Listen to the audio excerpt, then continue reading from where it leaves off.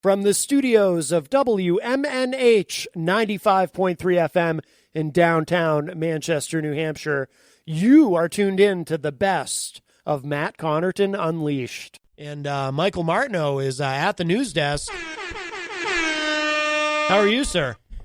Good. A little disappointed, but... What are you disappointed about? My job's going well, and then I thought I was working today, and now I'm not. Oh. Yeah, so... Oh. Well, that's all. So you went in. You went in assuming you were working? Yeah. That's always awkward. So what happened? You went in and what? Because we were supposed to have a staff meeting. We had a staff meeting yesterday, which I was not be able to attend due to prior commitments. Yes. And it's a full-time gig, so I thought I was working, and apparently I wasn't. So, but I can be on your show, then I'll probably go to a couple meetings tonight. Go to a couple meetings? School board meetings, probably. Oh. I didn't know what... I thought maybe you were doing the AA thing. I didn't know what was going on there. Okay, yeah. Well, usually when somebody says, I got to go to a meeting, and it's, later in the day. You know what I'm saying? Yeah. I mean, I'm not... Now, I don't mean to pry, but are you hinting at something? Do you have a problem? No. Oh, good. I do not have a problem. Just a little disappointed right now, but it's fine. I'll overcome it. Because you can tell us, Michael, if you do. I do not have a problem. Okay, I'm just saying, if you do... Because the first step is admitting that you, acknowledging to yourself and acknowledging to the radio audience, the worldwide radio audience. I mean, we have Brian Mackey. He's in freaking Idaho, of all places. So acknowledging to our audience that you, in fact, have a problem, and then we would all support you in your quest for help. So you can tell us. I have no problem, just disappointed that I'm not working today. I get that, but it's just, I don't know how many, Michael, I used to do a lot in the music industry in terms of playing in bands and stuff and promoting shows. In fact, we have a band coming in tomorrow. Members of the band Edgewise will be here. But I just, I don't know how many times I've heard an alcoholic say, I don't have a problem. I just thought I was supposed to work today.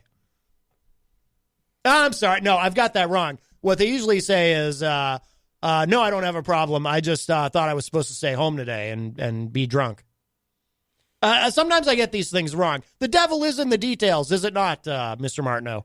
Yes, it is. Emo, I did get kicked out of a show on Saturday night. I thought you were going to say you got kicked out of a meeting. I was going to say, clearly you have a problem. No, I got kicked out of the DEF CON show on Saturday night. Whoa, this is big news. And by the way, Scumpy, if you're listening, I apologize. Jenny and I were not at this one. We couldn't make it to this one, although we did. In our defense, we did drive all the way up, way up north to Concord.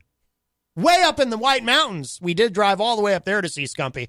But I don't mean to bury the lead. What happened? You actually got kicked out of the show? Or because they were playing at the world famous Davion Club on Wilson Street. Yes. It was their Halloween party and DEF CON was playing. Were you drunk? No. Okay.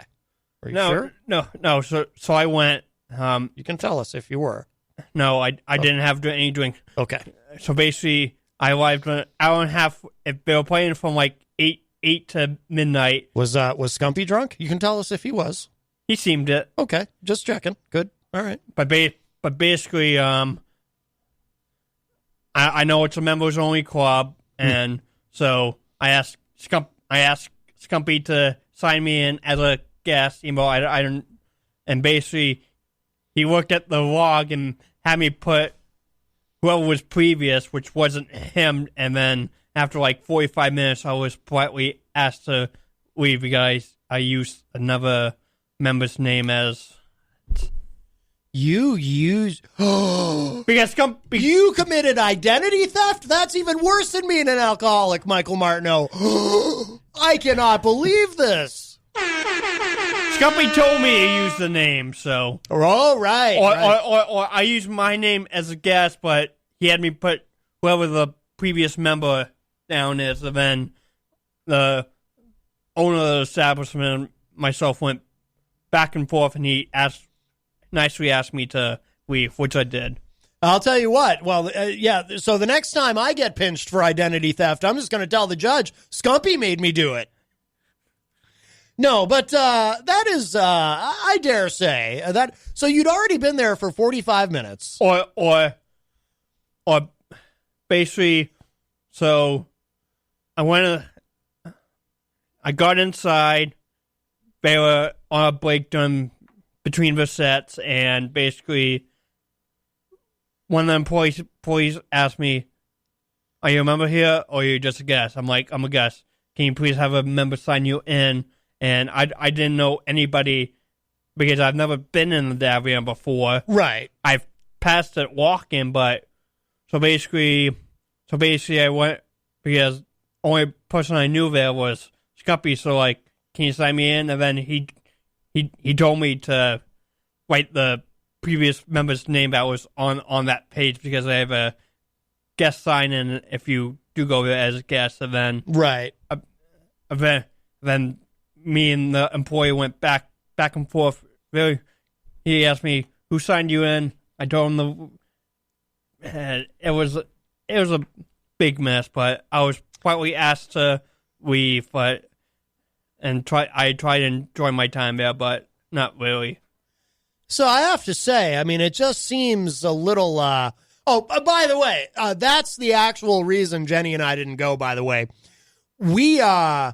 we know the importance of following the rules, and we were concerned that because we're not members of the Davion, that and we're not going to steal anyone's identity, and we were concerned that that it would be a problem. But I don't understand something. So when Scumpy calls into the show, when he called into the show several times prior to the show, when he called into this show to promote the show coming up, he never said anything about. You have to be a member to get in. I mean, do you feel like he kind of set you up? Not intentionally. No. But, I mean, No, but now I'll know that unless we're playing a public place that isn't a members-only thing, and I know... Mm-hmm. Yeah. Jenny says in the Facebook live chat, hey... Don't pull me into your web of lies. I think that might be directed at you, Michael Martineau. No. Certainly she can't be speaking of me. I mean, no. Jenny and I, we were like, oh, we should go, but what if it sounds like it's a members-only club, And we're sticklers for following the rules. I try to too, but it's like sometimes I want to enjoy music, and because I've never been to Davion before, so it is what it is. Now, do you think that this would have happened to Easy G if he had been there? Or would they have been Yes, it would have happened to Easy G. You think so? Well, you are the bigger star, yeah. And I don't dispute that, but I just wonder, because Easy G, the thing is, and I'm sure you've noticed this about him, I'm not saying I'm going to do I'll pull a Trump here. I'm not going to say he uses anabolic steroids. Whoa, what's going on over there? Sorry. That's okay.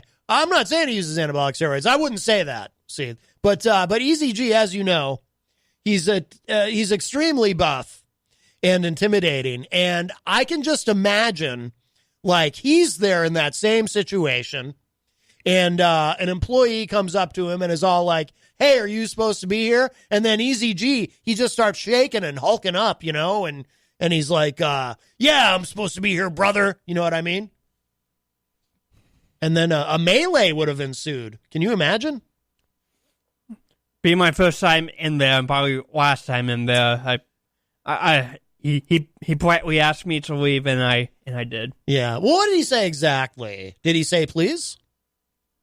Yes, Well, that's good. He said, at least he said please. He pointed out the member that I wrote down as that. What Scumpy told me to write down, and then she's like, she doesn't know you. Can you politely please leave the premises? I'm like, sure. Right. So Scumpy, I just want to be clear about this detail, Michael Martineau. And I was just breaking balls about the identity theft and all this, but and the alcoholism. But I do want to be clear on one thing. So Scumpy, our friend, Jeff Scumpy Lorenz, one of my favorite Trump supporters, and a man whom I look up to, literally because he's taller than me.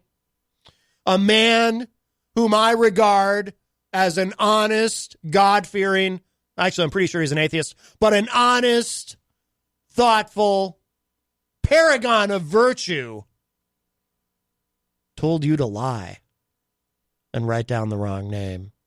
Yes. He told you to lie. Like the serpent in the Garden of Eden. He may as well have been the one to convince Eve to pluck an apple from the tree and hand it to Adam, is what you're saying, Michael Martineau. Yes. Jeff Scumpy Lorenz, I dare say, led you down the primrose path. An expression that I've never even fully understood, but I'll use any excuse to use it because I like the way it sounds. Yep. And how do you feel about that? How do you feel about Scumpy now, knowing that he has single-handedly corrupted you and led you into probably now a life of crime? He hasn't got me in a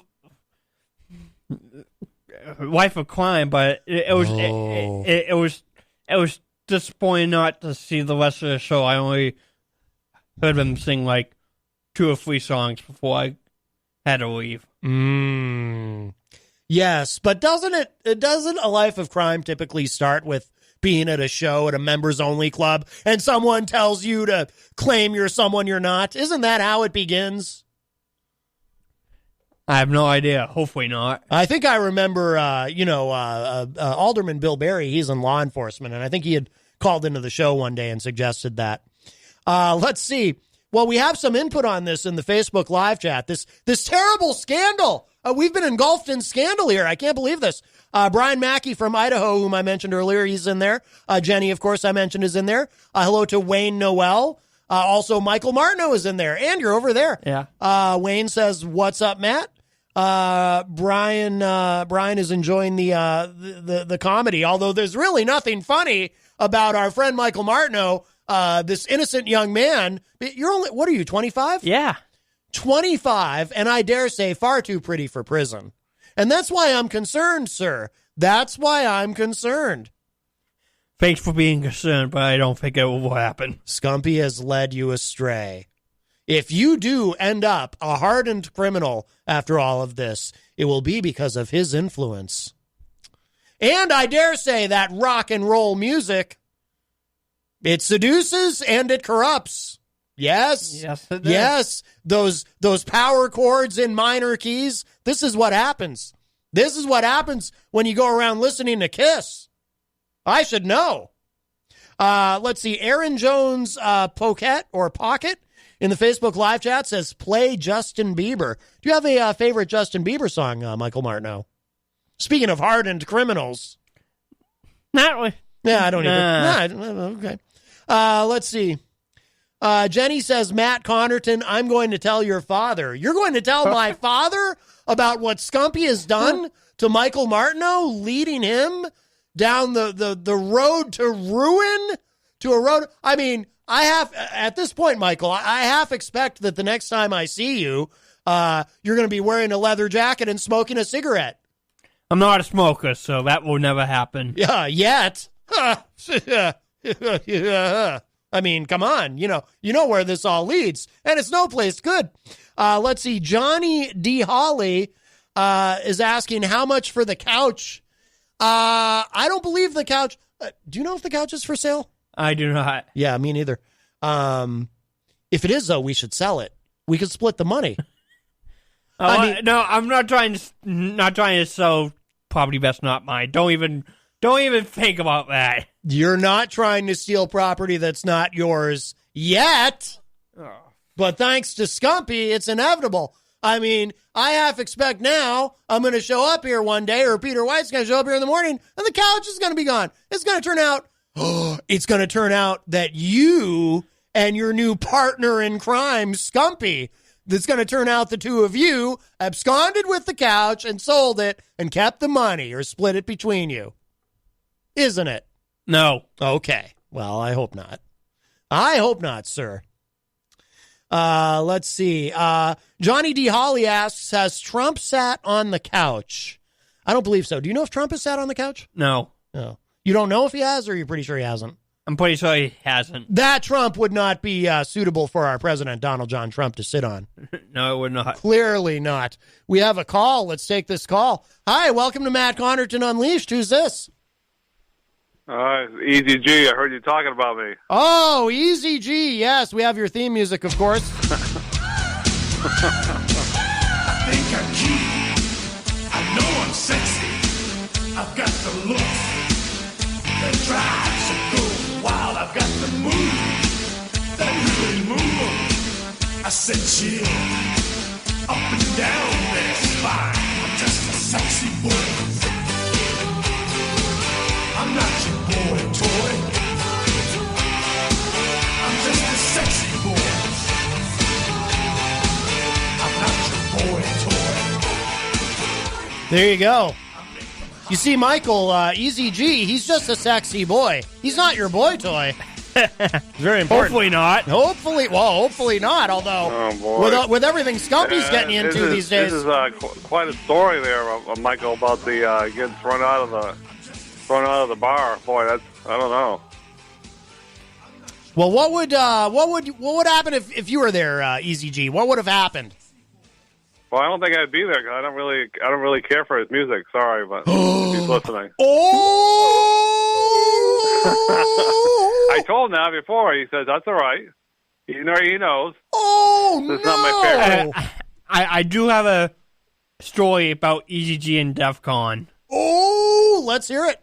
So back when I came back from my trip to Pennsylvania in May, basically the day after that I got here, DEF CON was playing right down here at Panucci's, and I had just come from a SNU baseball game, and I was at Panucci's. DEF CON was playing that night, and I saw Easy G there. Then he lasted less. He lasted less time than me. I was only there for an hour. You were only there for like 30 minutes, Easy G. You remember that? I really want a cup of tea. Plus, my feet were really killing me. Right. That didn't help either. Right. I mean, it hurt all the time, but back then they were really bad. Right. Which is a polite way of saying you don't like It Stumpy's wasn't band. really I my cup understand. of tea. It was just kind of, well, just It's the devil's not my music. favorite. I told him that. He said, that's all right. You can say it. Everything can't be your favorite, he told me. It's the devil's music, and you don't want to be led down the primrose path like our friend Michael Martineau. Yeah, true. See, you never get into trouble when you go see Amanda McCarthy, unless it's a Right. St. Patrick's Day party over Murphy's Tap Room, and some of those people at that party, they were drunk. Exactly, but you can go see a nice Amanda McCarthy wasn't, show. obviously, but You can go see a nice some Amanda of the show. ladies there, they were, oh my God, they were. You can They go were out there, of control. not end up in prison. It's very nice. Whereas if you go see DEF CON, look what happens to you. Peter White is right, by I know, the way. huh? I'm Boy. realizing now Peter White has the Boy. right instinct because he doesn't want to. Peter White, definitely too pretty for prison. You know what I'm saying? Yes, he is. Yes. Yeah. I think we can all agree on that. That's probably why Peter White wasn't there either. That's right. Exactly. I'm beginning He doesn't want any trouble. Well, now that I think about it, and I didn't want to say this on the air, but no one can prove anything, so you won't know whether or not I'm serious. But after Jenny and I went and saw DEF CON way up in the White Mountains of Concord, we robbed a series of convenience stores on the way home. Oh, no. Yes, well, because Scumpy was like, I'm going to turn you into criminals with my music, and that's what he did. Those minor chords with all that distortion. It's the devil's music. Well, did you hear the president and his wife, Milana, went to the World Series game last night, and they yelled out, send him back, criminal? Yeah. No, they yelled out, lock him up. I wish they had yelled, send him back as well. Lock him up. Lock him up. Yes, that would have been great if they had also yelled, send him back. That would have been awesome. Very appropriate. Oh, I don't know if they yelled that it up, but he wasn't very popular. It's right here in Washington. I know. Well, yes. He just had that guy killed. That big, I bad guy. Well, the problem is when you kill one bad guy, there's always another one to replace him. Well, that's true. That is very, There's never very an true. end to bad guys. Don't you agree, Michael? Yep. Yeah, if you kill the They top get rid guy, of one slob, and it's always another slob to take his place, and another one, and another. They're like ants. Maybe that's why There's always Scumpy. one more. Maybe that's why Scumpy is grooming our friend Michael Martineau to take his place as a rock and rollin' No, I hope organized not. crime lord. That's what hope I not. think. Stay, Yes. stay away from the DEFCON there, Michael. Yeah, I would. I would. I will for now, unless it's in a public bar. Yes. Oh, my a God. public bar. Oh, my. All right, I'll let you guys go to clear up the line. All right, Easy G. Bye. Thank you for the call. Well, so nice to hear from Easy G, Eric Gagnon. Let's see. He was on the morning show, by the way. If you missed the morning show, you can check that out. Aaron Jones Pocket says, Alexa, recipes for stew. Stew? Johnny D. Holly says, Jeff is shady. I could see him doing that. Oh, my goodness. Jeff Scumpy Lorenz. Very, whoop. That's not what I meant to do. I was going for the air horn. You'll have to excuse me. I'm new here. Johnny says, Darnell going to get Jeff's ass for what he did to him. Darnell? Who's Darnell? You must know, Michael. Who's this Darnell we speak of? I have no idea. What did Jeff Scumpy Lorenz do to Darnell? That's my question. Oh, I think Scumpy's going to have a new theme when he comes on the show now. It's going to be Kiss's Partners in Crime. You know that song, Michael Martineau, Partners in Crime by Kiss? No. No, well, you might hear it today. Let's see. Jenny says, Johnny, do tell. Yeah, I'm very curious about what our friend Scumpy might have done to Darnell. Darnell's probably fallen into a life of crime. Stephen Philbrook joins us in the Facebook live chat, as well as Joe. It kind of looks like Delault, but it's probably not. It's probably French, and it's actually like Delot or something. Anyway, Joe, I apologize for butchering your name, as I'm quite sure neither of those pronunciation attempts on my part were correct. Brian Mackey says, never listen to Kiss. Well, I'll tell you what. So Kiss is my favorite band, but I'm rethinking that now because, you know, Scumpy, he comes on the show. He always requests that at the break we play a Kiss song, which I'm usually amenable to because it's my favorite band. But now I'm worried that Scumpy has actually been getting me to play Kiss as a means of corrupting the listeners. What do you think? Controversial. I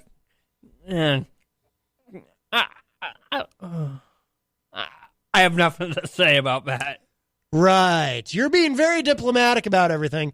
And I think that's a good idea because what if Scumpy... Oh, my God. I just remembered something. So Scumpy is in a little short film. Perhaps you've seen it. It's on Amazon Prime. Directed by, what's his name? From Narrow Street Films. Terry Trainer? Terry Trainer, yes, thank you. Scumpy's in a little film called The Last Two. Have you watched this? I have not. He's very, very good in it.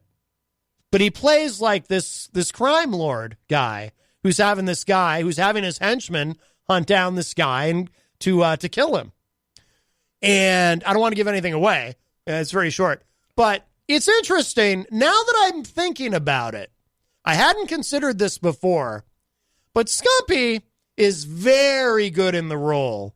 He seems very comfortable as this crime guy. Isn't that interesting? Almost as though he was made to play that part. Like an organized crime guy. You should watch it, Michael Martineau. If you have Amazon Prime, you should watch it. And then you might see what I mean. If you know what I mean. This being made ain't working out the way I thought it would. A lot of responsibilities.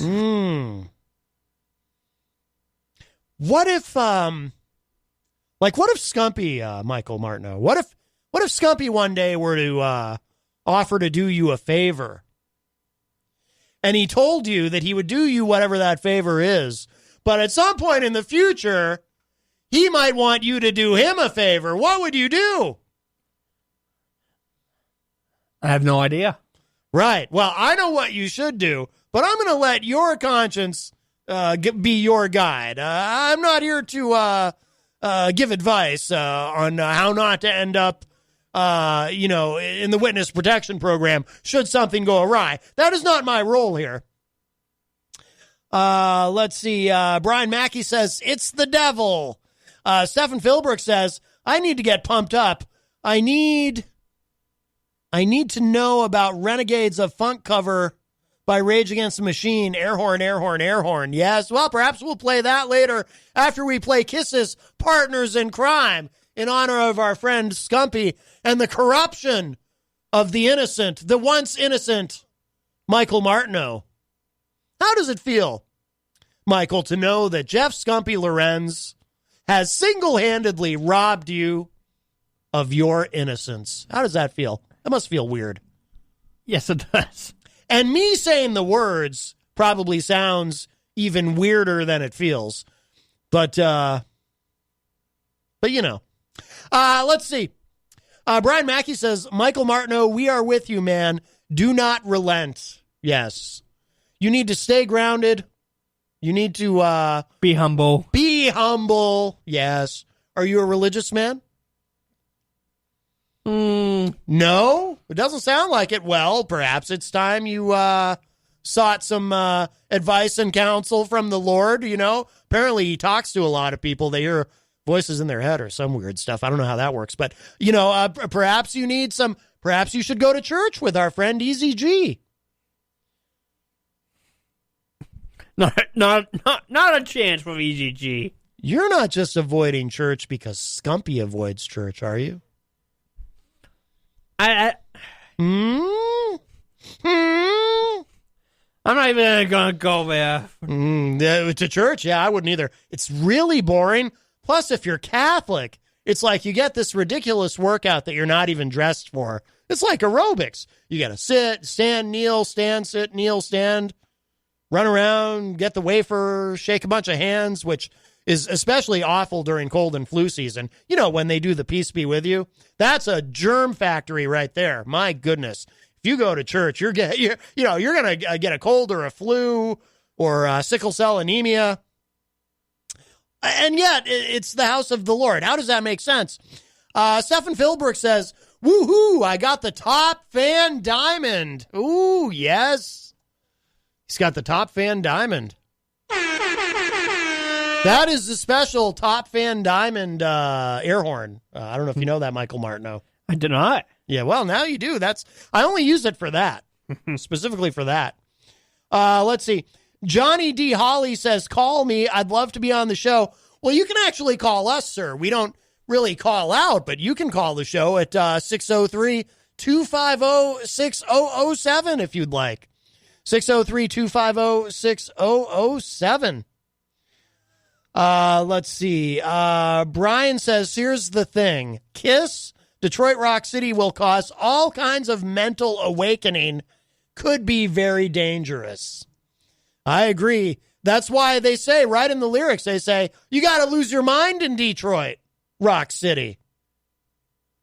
You like that song, Michael? Yeah. It's a classic. Yes, it is. Yes, yes. All right. Well, I don't know. This whole Scumpy thing, it's got me shook, as I believe the young people say. The young people say that, right? You're only 25 years old. You would know. The young people say that, right? Yeah. It's got me shook. Yeah, I would say that's in popular culture right now. Right. Yes. Would you say, like, this whole thing, because you are the one who's been led down the primrose path, would you say that this whole thing with Scumpy, it's got you shook? His attempt to corrupt you? Not really. It was an inconvenience to my wife, and now I've moved on. An inconvenience to your life, and now you've moved on. Good for you. That shows, it shows maturity. It shows a strength of character. If it were me, I got to tell you, I'd be looking for revenge. Oh my. I need a sip of water. From my mug from the Hop Knot, by the way. Matt Connarton Unleashed is sponsored by the Hop Knot. Have you been to the Hop Knot yet? I have not.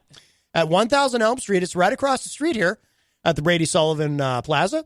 Do you say, Michael, do you say plaza or plaza?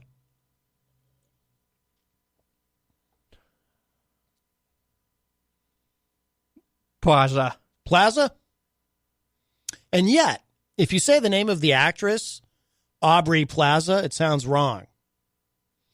So you have to say Aubrey Plaza. I mean, you don't have to. But to say Aubrey Plaza sounds weird, right? It's like potato, tomato, tomato. Let's just call the whole thing off. That's what you should have said to Scumpy on your way out the door. Be like, you're not turning me to the dark side. Let's just call the whole thing off. He's like Darth Vader. He's trying to turn you to the dark side. Or no, he's like the Emperor. And the Emperor, I don't even like Star Wars. Why am I doing that? But anyway, so the Hop Knot, I'm more of a Star Trek guy. People get very offended. Well, some people get very offended when I say this, Michael Martineau. I just think Star Trek is a lot smarter than Star Wars. Star Wars is very simplistic. Star Trek has social commentary, and it's very sophisticated. I like both. I don't prefer one over the other. It's okay to like both. I mean, it's 2019. Whatever. Yeah, it's all good. But anyway, the Hop Knot at the Brady Sullivan Plaza at 1000 Elm Street. So they have gourmet pretzels. They have craft beer. They have wine. The food there is phenomenal. And the beverages as well. I'm not much of a drinker, but no, they have a lot of great stuff. We recently celebrated John Hopwood's birthday there. Did you know, Michael Martineau, was recently John Hopwood's birthday? I did not. The big 7-0. He's now 70 years old. Can you believe it? Yes, I can. He's only slightly younger than Easy G. So, but no, it was a very nice evening. We celebrated with John Hopwood there. My favorite pretzel there, it's called the Italian. It's a pretzel with pepperoni and cheese, and it's really, really good and probably very fattening, although I've actually lost some weight. So, but anyway, yeah, so the Hop Knot at 1000 Elm Street. And there's a big event coming up there on November 1st. It's going to be the Halloween Hangover at the Hop Knot from 8 to midnight. And you get a drink ticket with admission, and there's a best costume contest, and it's going to be really, really cool. And I think Scumpy will be there as Darth Vader. Can you believe that, Michael Martineau? I don't think the Hop Knot is his type of thing. Right, yes. The Hop Knot's a good place, and his type of thing is evil. And we have a call. Perhaps this is Scumpy calling to explain himself. Hi, welcome to Matt Connarton Unleashed. Who's this? Hello? Hello? Is this the Honorable Mr. Hopwood is 70 years old? My gosh. No, he's either 70 or 75. I just know he's younger than Easy G. Yes. Poor Michael Martineau. What happened to him? I know. Such an innocent little child, a young adult. And what happened? He's been seduced by that rock and roll music. Oh, my gosh. I know. Can you believe it? I'm trying to get him to go to church, trying to get him to turn to the Lord, and he refuses. That's terrible. Next, he'll be growing his hair long and everything else. I know. He'll be wearing a leather jacket, smoking a cigarette. Tie-dye shirt, and everything else. He could go that way, yes, although that's far less threatening. Do you have any tie-dye shirts, Michael Martineau? Probably from when I did them in high school and throughout my school years, probably, but... Aha! You were right. Oh, it's all coming out now. Yes, oh, yes. Oh, my. It's all coming out now. Well, if you do see Master Hopwood, tell him happy birthday. Hope he enjoys his 75th year. I believe he is 80 years old. Yes, very exciting. 80 years young, I should say. I apologize. He's an old fart. Right. All right. Well, thank you for the call. You have a wonderful day now. All right, thank you. You too. Bye-bye.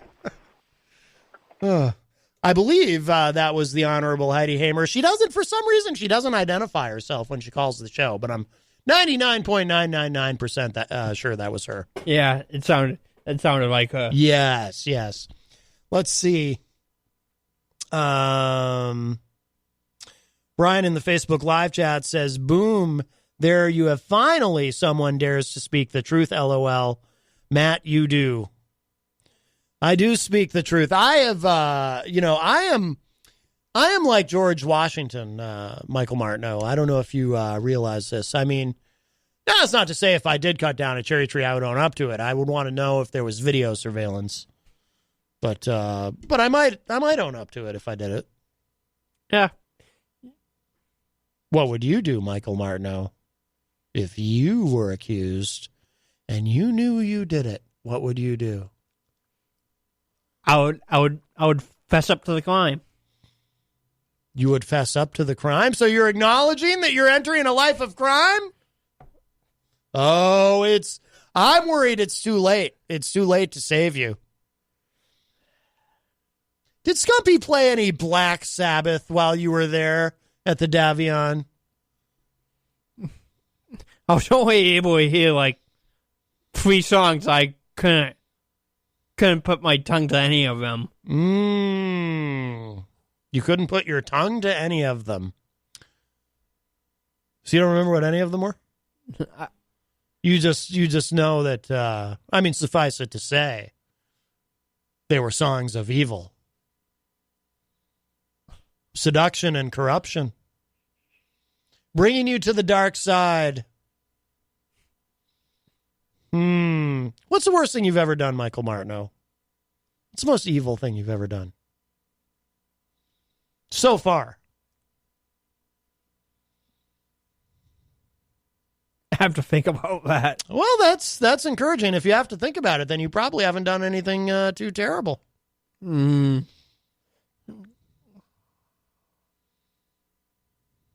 I can't really think of anything. Well, would you say that the most terrible thing might be that you pretended to be someone else at Scumpy's show? No, I was myself. It was just... the story's changing. I see. No. So I put my name under guest, and then I used because so basically on the logbook it was you had to put a member's name, and then the member number, and then your name and where you're from, and then eventually be. But I just realized something. So is Scumpy actually a member of the Davion? I don't think so. So he's not even a member, but he took it upon himself to change the rules in the middle of the game or in the middle of the show. To bend the rules to his will. And his dark impulses, shall we say. Yep. When he greeted you that night, did he have an evil laugh? Was he like, oh, Michael Martineau, I'm glad you're here. No, he did not. Yeah, that you remember. He could have hypnotized you. Trust me, I know. I know a little bit about hypnosis. He could have put you under his spell to bring you to the dark side. Am I right? He could have. Yeah, he could have. Right. See, you can't prove that he didn't. Yep. Can't prove that he didn't. Yes. Oh, my goodness. Wow. This is, I'll tell you what. I mean, of all the scandals, there was a certain mayoral candidate who suffered through the scandal of Robegate, but we're not allowed to talk about him when he's not here on this program. There's, There was the whole, wasn't there a scandal with Easy G or something? Oh, there was, there's been all kinds of stuff. But this is probably, before you know it, the entire country will be engulfed in this. You're going to see this tonight on MSNBC probably, Michael Martineau. You're going to end up as a guest on Rachel Maddow, I bet. I don't even watch an MSNBC. But see, here's the thing. Scumpy is MAGA. He's a Trump supporter, so Rachel Maddow is probably going to open her show with a long soliloquy, because that's what she does, all about the Trump supporter in New Hampshire who plays in a band called Def Con, who tried to turn you to the dark side and to a life of crime. And you'll probably be that'll be pretty cool. Actually, they'll fly you out to New York, I'm sure, and you'll get to be there. You'll get to meet Rachel and maybe even Lawrence O'Donnell or Chris Hayes. It could be great. You don't seem that excited. Are you more of a CNN guy? You like Anderson Cooper? He is the son of Gloria Vanderbilt, after all. Not. Don't tell me you like Fox News. I like the sports reporting, but you like? Oh, well, that's different. Yeah. I usually get my news from WMUR. So right, WMUR, award winning. By the way, they win lots of awards at the New Hampshire Association of Broadcasters Granite Mike Awards. Peter White and the Dions will back me up on this. They win a lot of awards in the television category. It's pretty much a clean sweep, Michael Martineau. It's a clean sweep. They win everything. Yeah, it's kind of not fair. And this station can't win anything because Walk 101 or all these other radio stations take it from us. They do. They literally take it from us. We did win an award, and Peter White and I and the Dions, we went up to accept it, and somebody from Rock 101 swooped in and grabbed it and ran away. They literally take the awards from us, Michael Martineau. And you know what? I think Scumpy put them up to it. What do you think of that? Yeah? Would you put it past him? Yeah, I wouldn't either. I take your silence as agreement. Yes. I know you don't want him upset with you because, he's into the black magic. Because they're probably at band practice right now, jamming on some Black Sabbath and casting spells with lots of candles lit, which could also be romantic. But no, that's not what they're up to. Clearly. Let's see. Brian says, oh, no, I'm sorry. I read that already. Hans van Delft, I hope I said that correctly, says, hello, everyone. The Netherlands is also having a good time listening. Great show, guys. Greetings. Well, hello to you, Hans. Oh, that's the same. For some reason, the comment appears twice. But we have listeners in the Netherlands, Michael Martineau. That's why I said we are truly worldwide. Yep, we are international. International. Yep. Or for our French listeners, I would say international. I think that's how you say it. Is that how you say it in French? Do you know? Your last name is Martineau, so you would know better than me if that's how you say it in French. I didn't really take...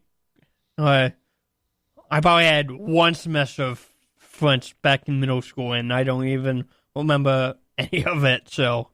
I believe in French it's international, and I believe in Italian... We'll have to ask Father Bruno next time we hear from him. I believe in Italian and it's international. No, is that wrong? Does that sound wrong? No. That sounds right. International. Right?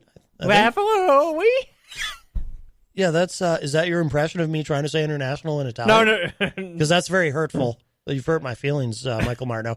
I'm a very sensitive man, as you know. No, I was trying to do another word. Oh, what word are you trying to do? Ravioli. Oh, ravioli, right. Well, But we don't. Now you're getting into stereotypes, Michael Martineau. Whoa, that's that in these politically correct times. That's very dangerous. Scumpy truly has led you down the primrose path. Wow. Oh my good. Well, you know his hero Donald Trump is very un-PC himself. I can imagine him doing that. He probably does that when he's at an Italian restaurant. He's probably like, "Hey, let's have some ravioli." He probably does that. Hello to Rhonda Favero, who joins us in the Facebook live chat. She says, sinister. Yes, well, we're learning all kinds of frightening things today. Archie Frangudis also joins us. Brian says, this DEF CON you speak of, so big they can afford to toss future fans and patrons out the door?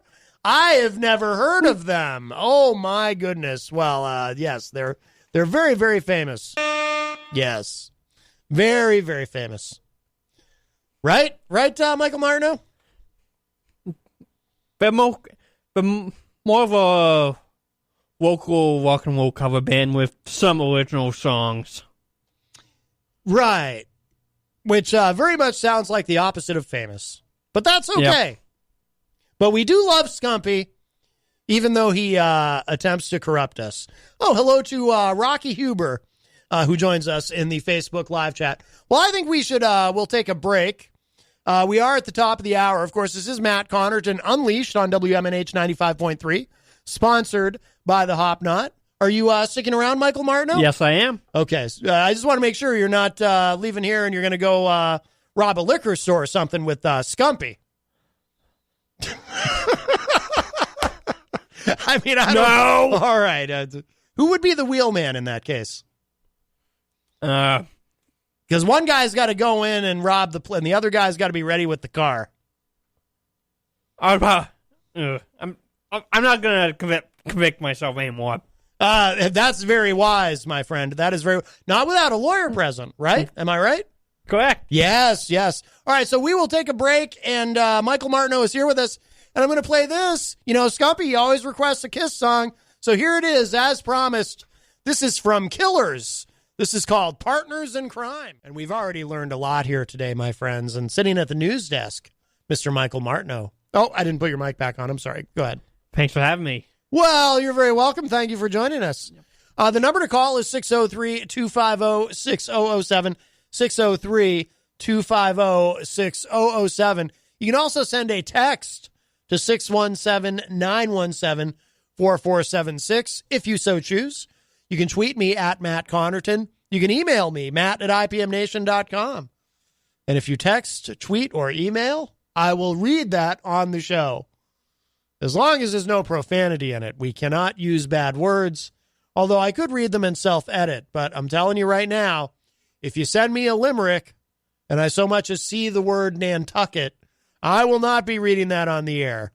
It might give me a good hearty chuckle, but I won't be able to read it out aloud. So keep that in mind. But you can give us a call at 603-250-6007. I'll tell you this, I'd really like to hear from Scumpy today. He's got some explaining to do, as Desi Arnaz used to say to Lucy. Remember that? Lucy, you got some explaining to do? I think that's how he said it. Explaining. Because he's Cuban. Oh, from Chips. No. From I Love Lucy. Before my time. Yes. Let's see. So I did play some Kiss there. I played Partners in Crime, and then per request of Brian Mackey, Detroit Rock City from Alive 2, Brian says, I went to Kiss in my teens straight and left wasted, LOL. The energy is nuts. Yes, and I also played Renegades of Funk, of course, for Stefan. Forgot his name there for a second. Stefan Philbrook, one of our top fans. He wanted to hear some Renegades of Funk. Let's see. John Hopwood is texting me. What is this? He sent me a link. Should I click this link, Michael Martineau, from John Hopwood on the text line? Let's see what happens. Yeah, it's from the Daily Kos. Oh, the Daily Kos. They're a bunch of commies. MRFF says Halloween twice for the children on military base. Oh, yes, MRFF, the Military Religious Freedom Foundation. So this was published today on the Daily Kos.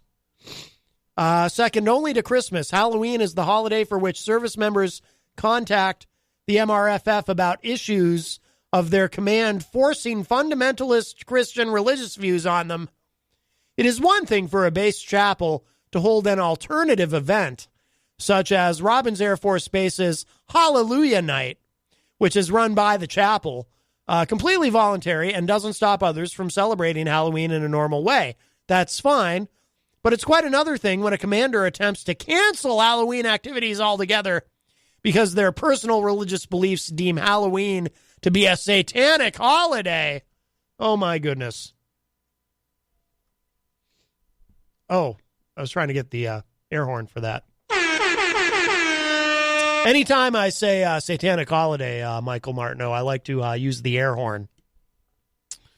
By the way, my devout Catholic father loves Halloween. It is not a celebration of Satan, but, or maybe it is. Let's see. It says, so that's what happened this year at one military base.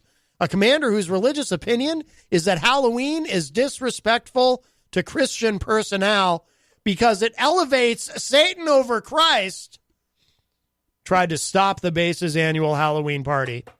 Fortunately, excuse me. Fortunately, one of the service members who had been working hard since July to plan this year's Halloween party was told about MRFF and contacted us about the situation. And MRFF founder and president Mikey Weinstein, who's been on the show a few times now, stepped in. The next day, the commander rescinded their order canceling the Halloween party, but not without the condition that nobody wear costumes that were of a satanic nature or celebrating Satan, such as, quote, devil, demon, witch, vampire, monster, or skeleton. Even a skeleton? How's that satanic? The list of, we all have a skeleton. The list of banned costumes even included a pumpkin, apparently because the commander, for some reason, finds pumpkins to be satanic. Yes. I often, I have noticed, Michael Martineau, if I'm eating a delicious pumpkin pie, I start to have evil thoughts. Really? Yeah. I've never admitted that before because that's just not something you want to tell people. But now everyone knows. Don't feed me pumpkin pie. MRFF, I'm kidding. Of course you can feed me pumpkin pie. I just can't be held responsible for the consequences because I've warned you. MRFF stepped in for a second time and the costume restrictions were dropped. So, and again, MRFF is the Military Religious Freedom Foundation. How do you feel about this, Michael Martineau? Do you feel that Halloween is satanic and a celebration of Satan? I don't believe that it's satanic at all. Right. I agree. There was years ago, let me see if I could find it. There was a town, a religious town where they were doing something as an alternative to Halloween. This is 100% legit. This isn't me doing a bit or trying to be funny. This is completely true. Back in 2011, there was something called Jesusween as an alternative to Halloween. Don't anyone get mad at me. Again, this is actually, this is real. This was not my idea. This isn't me trying to be funny. So Jesusween, a Christian group, promotes godly alternative to Halloween. This is from HuffPost. This is from back in 2011. It's got costumes, it's got candy, but for some, what Halloween appears to be lacking is Christianity. To combat this apparent imbalance, one Christian group is promoting what it calls Jesusween, a faith-based alternative to the holiday. The group's website says, quote, "We are focused on helping people live a better life. Throughout the year, and especially from October 31st till November 15th, we hold several seminars on various helpful topics," unquote. Jesusween participants are expected to hand out Bibles and other Christian gifts in, quote, a friendly way, according to a promotional video. Instead of costumes, participants are supposed to wear white to symbolize righteousness. Gawker spoke to the event's creator, Pastor Paul Aide, who runs a congregation in Calgary, he described the motivation behind it. Quote, Halloween is not consistent with the Christian faith. Many people say they feel uncomfortable on that day.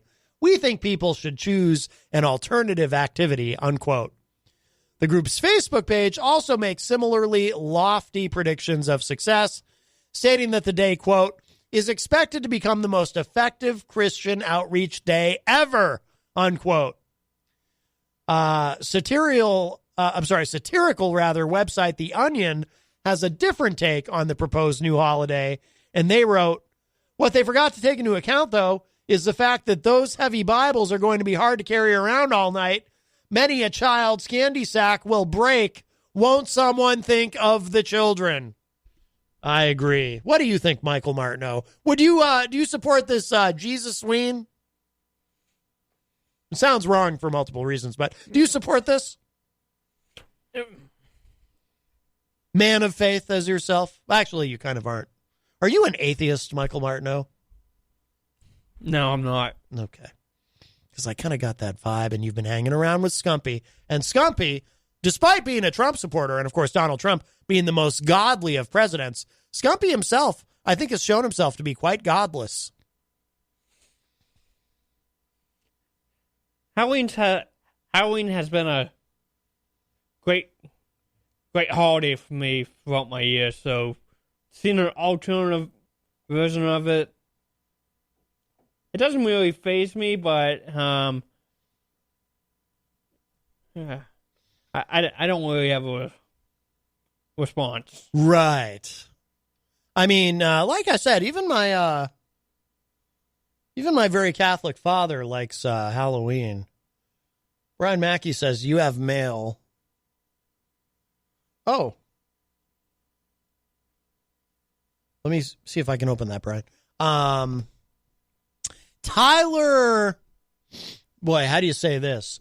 Tyler Frilufstiv McGinnis says, can you sell the couch? Good couch. Will you sell? We should probably sell it before Michael and Scumpy steal it in the middle of the night. Not that I think you would do that. Brian says, "Splain it, Lucy," referring to I Love Lucy. Doug Limpworst says, do you even lift, brah? Oh, Doug is, I wonder if he's probably addressing that to you, Michael Martineau, because earlier we were discussing Easy G, Eric Gagnon, and of course his giant muscles, and how he probably would have handled it had he been in that situation where someone was trying to throw him out. He would have hulked up. No, I do not lift. I do get my exercise, but I do not lift. Right, yes. Let's see. Rhonda says, love kiss. Have to. I'm a Detroit girl, born and raised, actually a suburb of. I was at the concert where Paul Stanley was rushed to the hospital. They did the show without him, and it was great. Yeah, that was the one time. I mean, I wasn't there, but as a Kiss fan, I'm well aware of it. That was the one time that the band has performed a full concert as a trio, because Paul Stanley has an irregular heartbeat, I believe, and he actually was unconscious. He was found unconscious before the show, so they performed that night without him. And Paul's fine. He recovered. Doug Limpworst says white people problems, probably referring to the Jesus Ween debacle. Rhonda says horse pucky, probably referring to the idea of Halloween being satanic. Joe Rodriguez says, yes, man, I'm also here from the Craigslist ad for the sectional 8 couch. I don't think that now, since you're online, you'll be able to see. I'm going to put I've put the camera on the couch. Now, Joe, as you watch on Facebook, and of course, for those of you that are listening, whether it's in your vehicles as you make your afternoon commute or whatever it may be, radio is theater of the mind. But if you're watching online, as you can see, Joe, that is not a sectional couch. That's just it's just a plain old couch. It's just a couch. You know, as Freud once said, sometimes a couch is just a couch. Am I right, Michael Martineau? Yeah. Yep, a couch is just a couch. A couch is just a couch. A sigh is just a sigh. The fundamental thing. My dad used to sing that to me when I was a kid. Isn't that nice? He called into the show the other day, too, but he didn't sing to me. He called in to sing the praises of our president, Donald John Trump. I did mention my father's devout Catholic. And Donald Trump, the most godly of presidents, would you not agree? Did you hear about I don't know why that's funny. Did you hear about the dream I had, Michael Martineau? No, I'm looking at the next comment in the Facebook Live room. Oh, I thought you were amused by my comment about Trump being the most godly of presidents. Did you hear about the dream that I had? No, I didn't. I dreamt that I died. I had an out-of-body experience. St. Peter came and got me, and he took me to heaven, and he sat me down for a quick intake interview, and then he brought me in to meet the big guy. You know who I mean when I say the big guy, right? And he brought me into his office. He's got a big golden desk, and on the wall behind him is a giant portrait of Ronald Wilson Reagan. And next to that, of course, a giant American flag, because we are God's favorite, as I think everyone knows. And then off to the side, a big life-size cardboard cutout of Donald John Trump, the most godly of presidents. And then I woke up. What do you think happened there, Michael Martineau? Was it a dream, or did I go to heaven? I think it was just a dream. I think it was just a dream, too. And you know how I know? Because I'm pro-choice and pro-gay marriage. So clearly, I am doomed to burn in hell.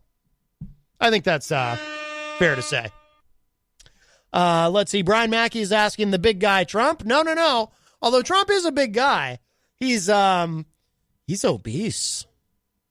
Literally. Like, he's obese. But the White House doctor won't say that. Remember when Trump was running during the campaign and that guy, the weird doctor there, I forget his name, he wrote that letter that said something like, if Trump is elected president, he'll be the healthiest president in like the history of the galaxy. He's got the body of an Adonis or something. I may have added that part, the body of the Adonis, because I'm thinking about Easy G and his rippling muscles. I don't mean I'm thinking about him like I'm, thinking about. I just mean just occurred to me. You understand what I'm saying, Michael Martineau? Yeah. I'm just reading the comments in the Facebook Live room right now. Oh, my goodness. Yes, there are probably some good ones. Let's see. Joe Rodriguez says, yes, ma'am, I'm also here. Oh, I read that already. Joe says, I got $20 and 5 Newports on the couch. Are you willing to outbid him, Michael Martineau? $20 and 5 Newports. I assume he means cigarettes. You don't smoke. I do not. Because I was going to give you the Newports if you came and bought the couch. And I'll take the 20. And, actually, I have to give part of that to Scumpy for protection money for the racket, But he's going to get sent up the river, though, eventually on Rico. You know what I'm saying? And I don't mean Rico Suave. You know what I'm saying there, Michael Martineau? Hope so. Yeah, I think you do. Oh, I think you do. No need to be coy, Roy. You know what I'm talking about. Let's see. Joe says, I'm also interested in your stolen Honda Civic. Yikes. Okay, Joe, we're not going to talk about the Honda Civic on the air. That's for an off-air conversation. No texting, no emailing, no Facebook messaging. We're going to discuss that when we're each on a burner phone, okay? And don't get me in trouble with Scumpy, because I got to cut him in on a piece of the action. Scumpy always gets a piece of the action, Michael Martineau, as you know. You've seen that up close. Really, Stefan? Oh, my God. Oh, no, what did Stefan say? Are you taking bids on the couch? Yeah, well, apparently we are. So Joe said $20 and 5 Newports. So what say you, Stefan? What will you give us for that beautiful couch? I'm going to try to get to this email here that our friend Brian in Idaho sent us. Claude Johnson says, show Bob. I don't know what that means. What does that mean, Michael Martineau? Show Bob. Who's this Bob? Do you know who Bob is? I have no idea. Sometimes I think you know more than you let on, Michael Martineau. Sometimes I think you know more than you let on. Yes. I'm trying to stall while I look for this email. Sometimes Facebook makes it difficult. You ever notice that? Facebook makes everything difficult. This should be easy to get to. Yeah. Why is it hard to get to? Maybe this Claude Johnson knows a thing or two about it. Okay. No, now it's not. What is the problem here? Oh, I'm not going to say that second part there, Claude Johnson. I don't want to get in trouble. I don't know if either. I don't know if you can say that. Maybe you can say that. I'm not going to risk it. Why is this giving me such a hard time? Like I can see the notification that you sent me something, Brian, but then I can't get to the actual thing. Why is it doing this to me? I can pull it up on my phone, though, for some reason. So maybe I'll just pull it up on my phone and plug my phone into the board and play whatever you sent me. But now I'm not seeing that either. What the hell is going on here? What is going on here, Michael Martineau? No idea. It's all craziness. It's out of control. Do you know what Stefan is offering? Do you want to know? Yeah, what is Stefan offering us? A Dunkin' Donuts gift card with $2.14 left on it, a half-eaten Snickers bar, a handful of loose change, a couple of TD baked pans, and an unopened bag of rags of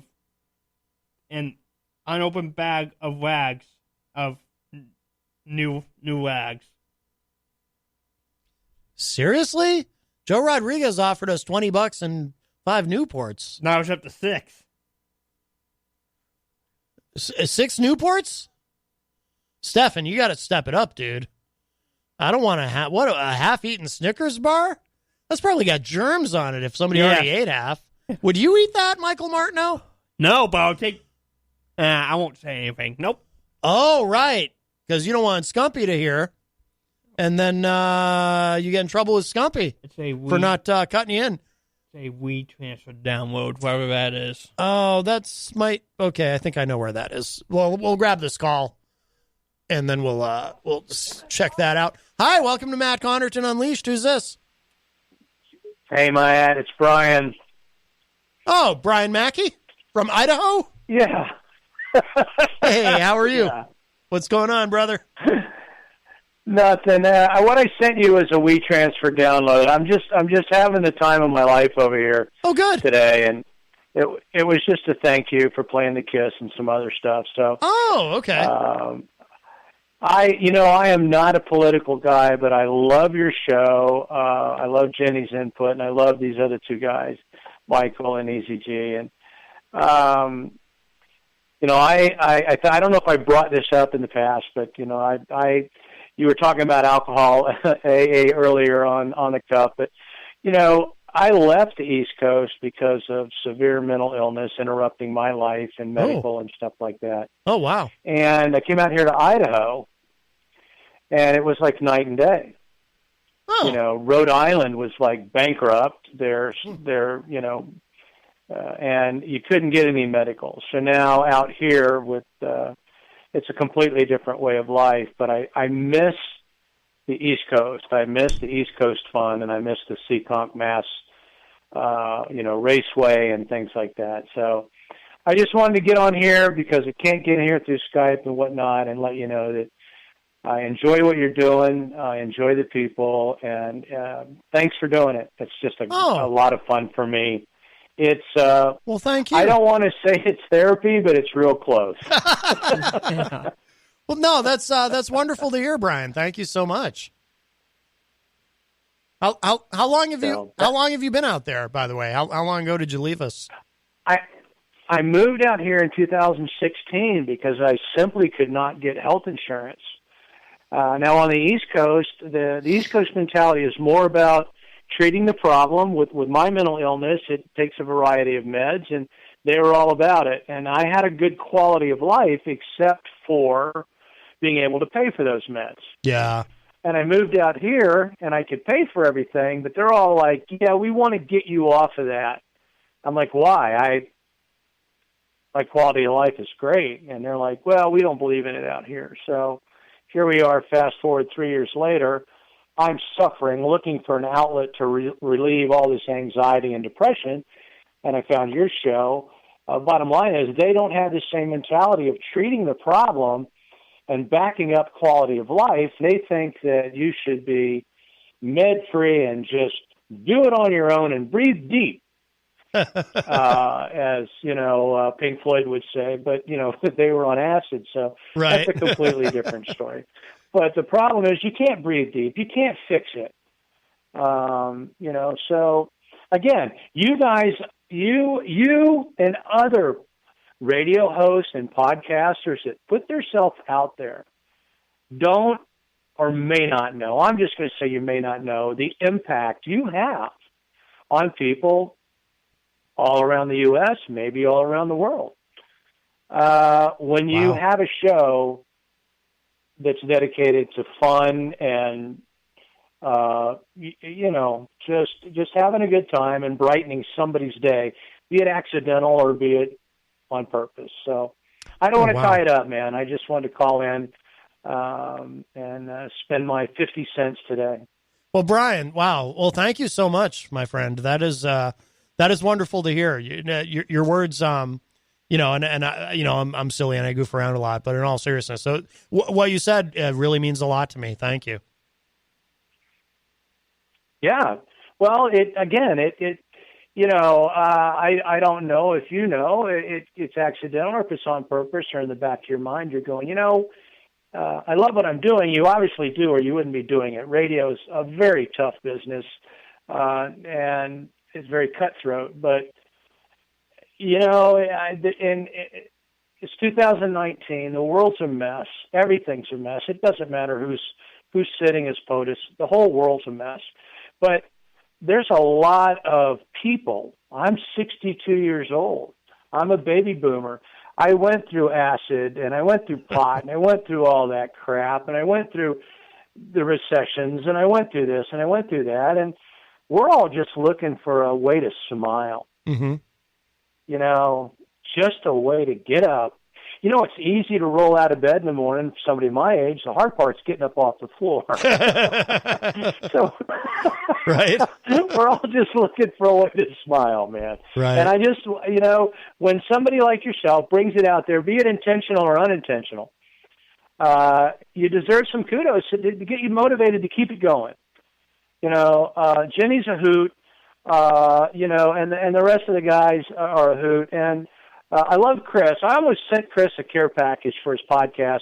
I just can't afford the shipping, so it's something we'll bring up maybe behind the scenes in email. But let me get out here and let you finish the show before it gets too sappy. But I just want to say thanks, man. A big thank you from me. It doesn't matter where I'm at, Idaho or, Seekonk or Barrington, Rhode Island. It's just a big thanks, buddy. Wow, Brian. All right. Well, thank you, my friend. Thank you very much for that. I appreciate it. All right. Let's get back to the show. All right, brother. Take care.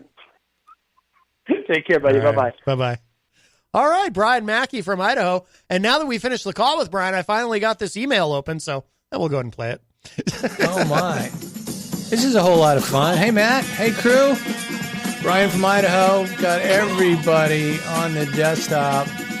I don't know if it's all coming in, but hey, Matt, thanks for playing the Kiss, man. That rocks. I really enjoy the show. It's a lot of fun. I'm really not political, but everything else I enjoy. So kudos to you and Jenny and the gang down there. It's a great show. Have a great day. Bye-bye. All right. Very nice. Very nice. Now I know it actually opens much easier if I do it on this computer as opposed to my MacBook. So that's good to know for the future if Brian sends us, Brian, send us something anytime and call anytime during the show. That was really nice. He almost made me cry, Michael Martineau. Underneath the radio persona, I'm a very sensitive man.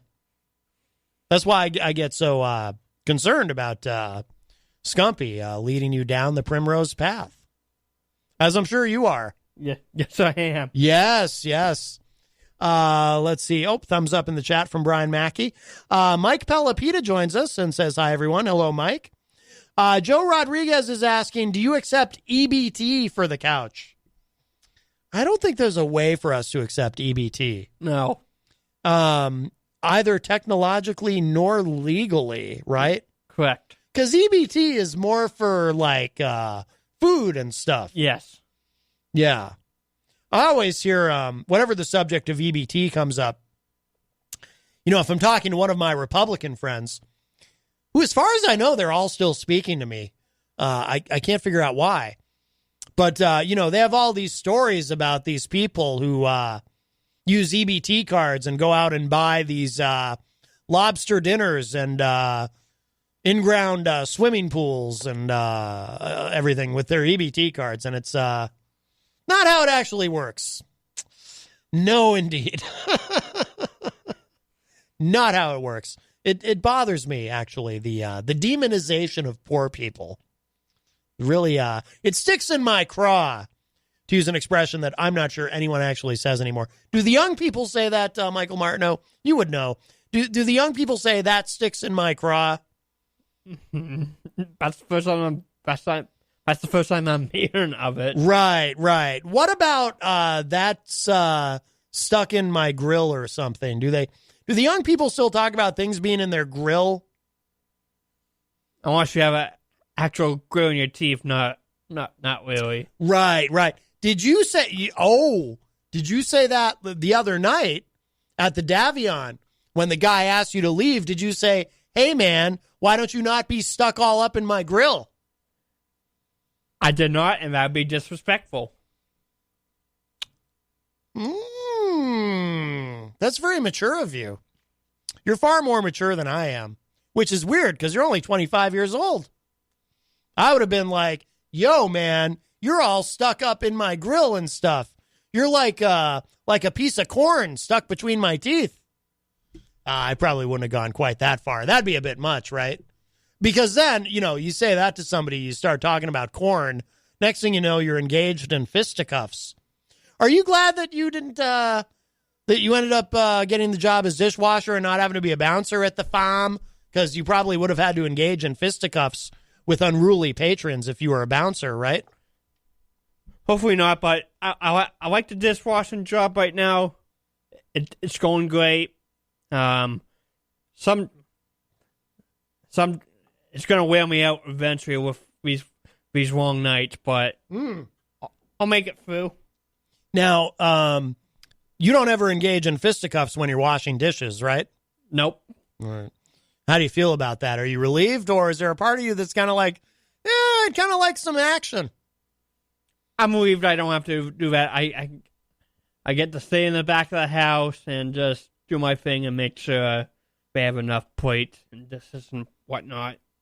But if you had to, you could give someone a stone cold stunner. I could, but that's what I thought. Let's see. Joe Rodriguez says, speaking of grill, are those teeth divorced or recently separated? Whose teeth? I have perfect teeth. Is he talking about your teeth? I have no idea.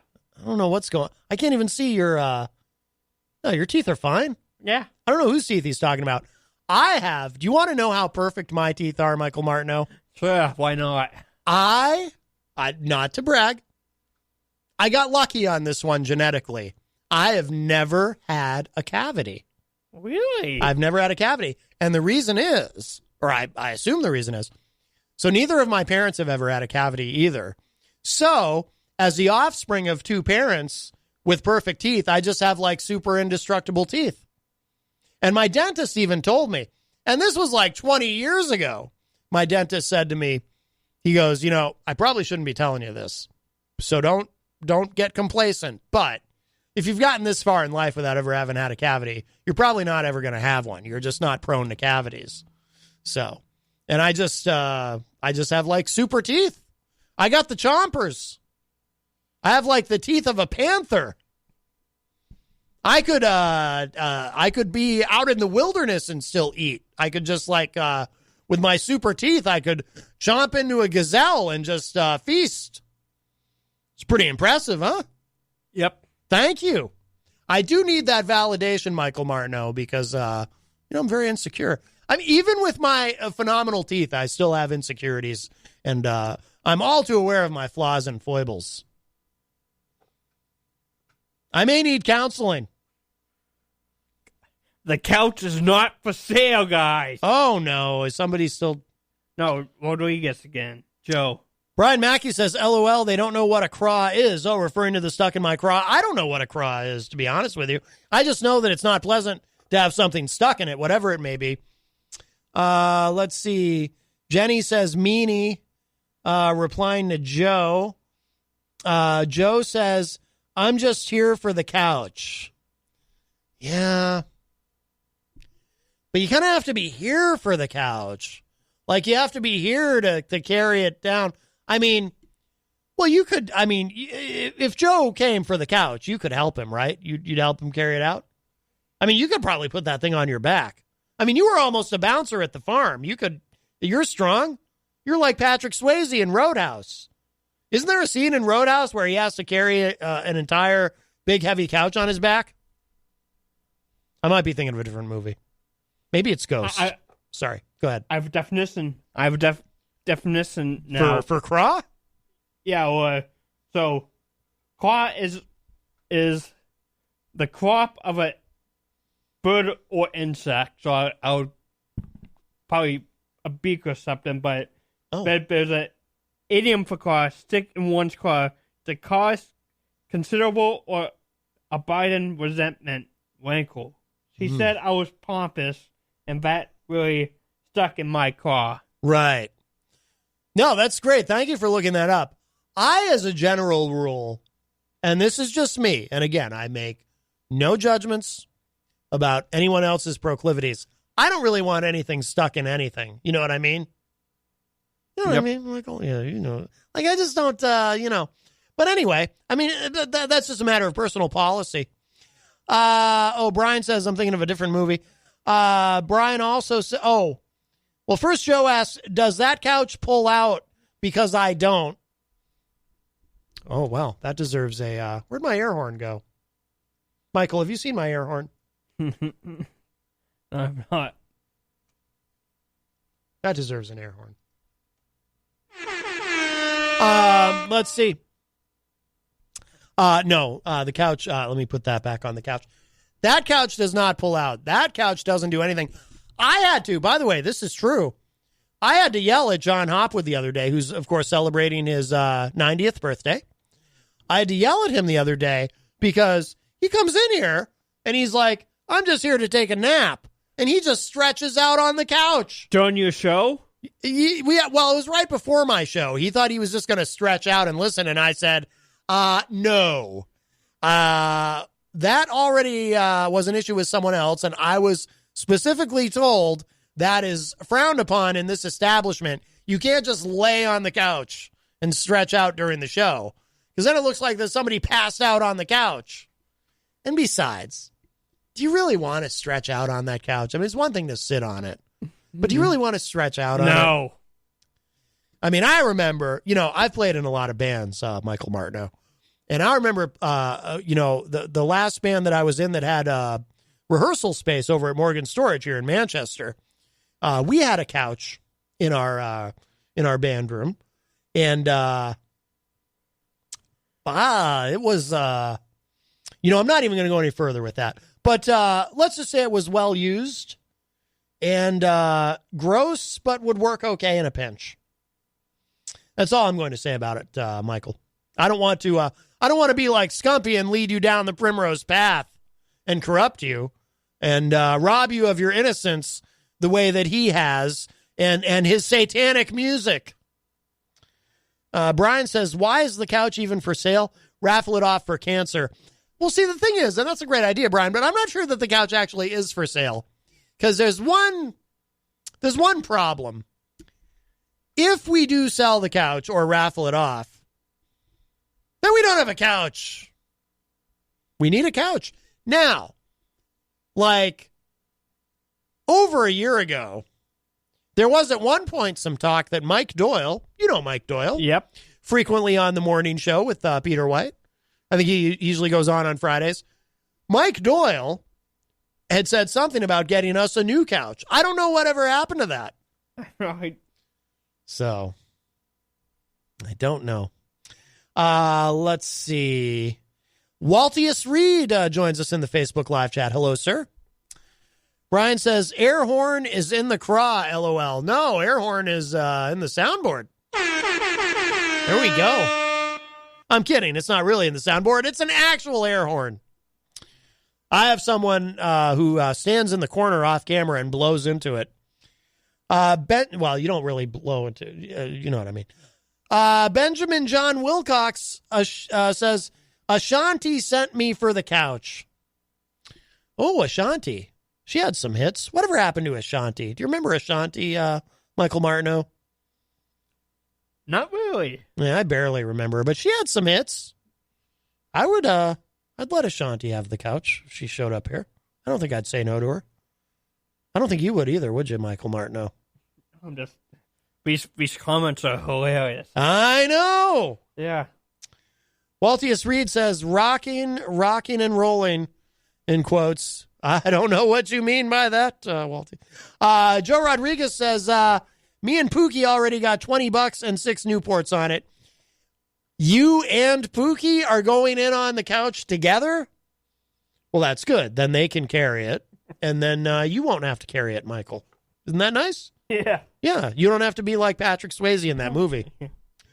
Benjamin John Wilcox says, you got 10 viewers who most of us want you to start the couch auction. I'll bid 22 if it's got love stains. Let's see. Let me put the camera back on the couch. Now, this couch, I don't think, I mean, I have 20/20 vision, and I don't see any, but we don't know what's lurking under that cover. Yeah. What do you think, Michael Martineau? Does that look stained?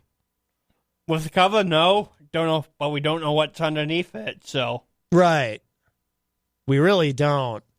And it's what's underneath that so often matters because things have a way of seeping through. You know what I mean? Yep. Now, the other couch I was describing, that had some stains, if you know what I mean. But that one's long gone. I don't even know where it ended up. So, there you go. Let's see. Joe Rodriguez says, it's a nice couch, though. I wouldn't say it's nice. Would you say that's a nice couch? It's okay. I would say adequate at best. Yeah, adequate at best for sitting down and participating in a radio show. It's really not even that comfortable to sit on. To be honest. No, it really isn't. Waltius says, dude snoozing on couch might make for interesting convo, maybe even a humorous prop, LOL. No, that's, I was told in no uncertain terms, no one can be snoozing on the couch. The weirdest thing about that, though, in the case of John Hopwood is, so he comes in, I think Easy G was here that day. He's like, oh, I'm just going to stretch out on the couch. I'm not going to participate in the show. But I mean, he can't just listen to other people talk and not talk. It's John Hopwood.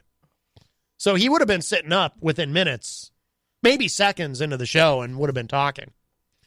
So Jenny says, I hear 22. Do I have 50? 50 for that couch? Wow. Score.